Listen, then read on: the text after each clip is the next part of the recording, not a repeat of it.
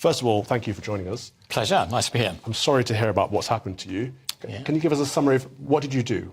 Yeah, well, quickly. Obviously, I had this account for 17 years, and YBS have been a very good provider of managing my money for that long period. And I just before June started, YBS have always been sending stuff out to their members saying, give us your feedback, how are we doing? Right. We want to hear from you, and this kind of stuff. So just before June kicked off, it was noticeable that they were going to push Pride, the Pride LGBTQ thing, for the month of June. So I thought, well, OK, I'll give them some feedback. And so that's what I did. I wrote in there on their portal just a couple of paragraphs. It really wasn't a very substantial thing, saying really 2 points. One was, isn't this a bit of a waste of your energies? Because primarily you're there to manage money, not do social engineering. And then secondly, I, as a minister in the church, have serious ethical problems with the transsexual agenda. Right. And that's that one particular thing, and particularly transsexual agenda basically impacting children. Yeah. And they're wanting to have access to children. I gave actually a little link clip to the news reports about drag queen story hour, which has been going on in America and is going on, unfortunately, a bit in this country too, just to kind of reference point that. And I thought really, almost certainly the customer relations department will bin it, just ignore that. I thought maybe if they've got 100 other similar questions like this from their members, they might think, oh, well, perhaps there's something in this. Perhaps we shouldn't push this gay pride stuff so much. So I heard nothing until last week, and then I got a rather surprising letter from them saying rather extreme things like, the relationship between us has irrevocably broken down. I thought, oh, really? This is the first I've heard about it on this letter. And so we're going to close your account. End of story. You've got 14 days to take the money out of the account, and that's it. So that's where we are now. Scandalous. So you protested very politely. They disagreed with your stance and said they could no longer work with you. Your relationship was broken beyond repair. That's right.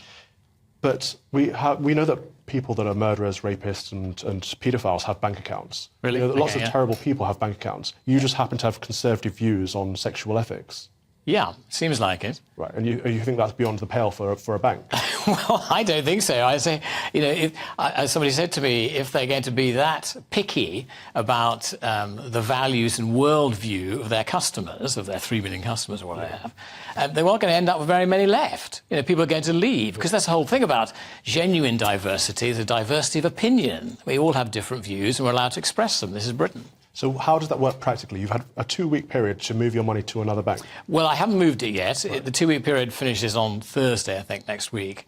So one of the reasons I went and talked to a journalist at the Times yesterday was to flag this up. I mean, I suppose what I would like, really, from YBS would just be an apology, and I hope that they wouldn't do it again. I hope that they wouldn't actually bully and intimidate anyone else that has a different opinion to themselves. Because, Richard, the thing I worry about is that Coutts, NatWest, Metro, Tide, First Direct, PayPal and the Yorkshire Building Society have all been kicking people out that don't subscribe to the LGBTQ agenda. Really? OK. I can't quite get my head around the idea that a bank needs to have a set of values rather than just managing money. And if it does have a set of values, why are they around sexual ethics? Yeah, well, I tend to agree with you. They're not there for social engineering. That's not their purpose in life, is it?